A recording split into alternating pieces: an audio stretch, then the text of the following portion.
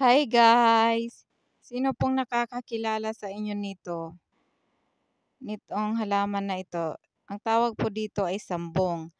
Yan, ang lago oh. Ito po guys ay mabisang pangtanggal sa may lagnat, sa may ubot sipon.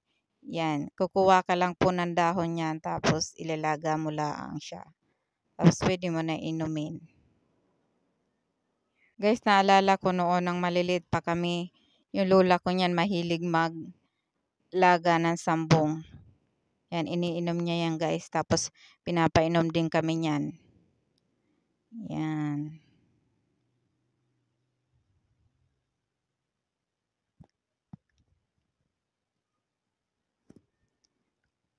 Mga 5 piraso lang na dahon ng sambong.